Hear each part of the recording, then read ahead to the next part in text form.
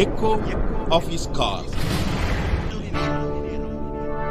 Dear brothers and sisters, I greet you all in the wonderful name of our Lord and Savior Jesus Christ. मेरे प्यारे मित्रों, आप सभी को हमारे उद्धारकर्ता प्रभु यीशु के नाम से जय मसीह। In our ministry, we have a lot of activities. हमारे सेवकाई में कई प्रकार का सेवा है।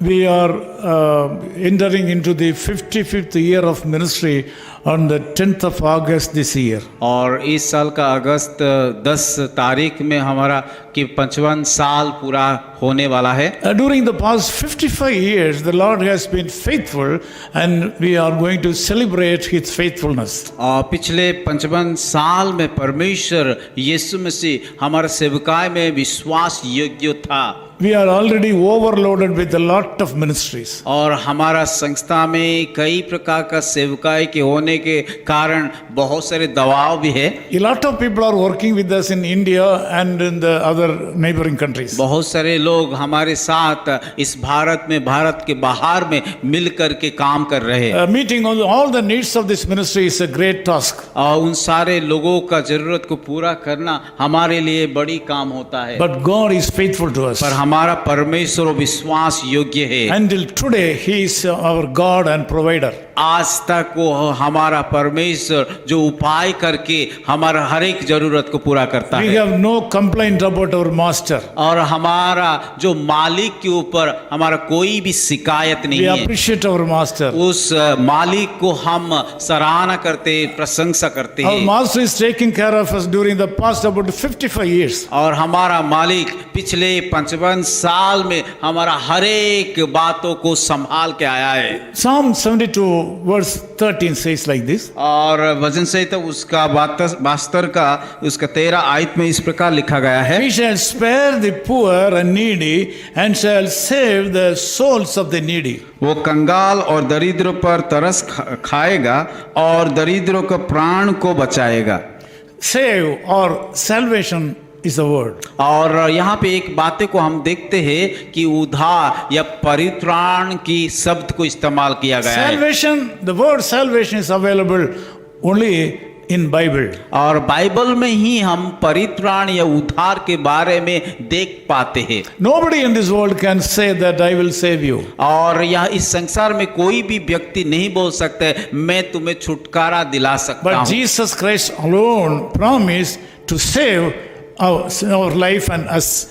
और यीशु मसीह एक या अकेले ही वो कह सकता है और वो इसीलिए आया ताकि हमें उद्धार पाए। Jesus Christ has come to this world to save the sinners and seek the lost. और यीशु मसीह संसार को आए थे कि पापियों को ढूंढने के लिए, खोया हुआ को ढूंढने के लिए और पापियों को उद्धार करने के लिए। This morning you may be poor in certain areas of your life. और शायद आपके जीवन में कई क्षेत्रों में कि कंगाल हो चुके हैं। This morning you may be weak in certain areas of your life. और शायद आपके जीवन में कई क्षेत्र में कमजोर हो चुके हैं। You may be in need of so many things in your life. शायद आपके जीवन में कई प्रकार का विषय को आवश्यकता है। Through this message, the Lord God wants to tell you that He is with you. और आज का इस संदेश के द्वारा वो बताना चाहता है कि वो आपके साथ है। He is going to stand with you. और वो आपके साथ खड़े हैं। He is going to protect you. वो आपको सुरक्षा देंगे।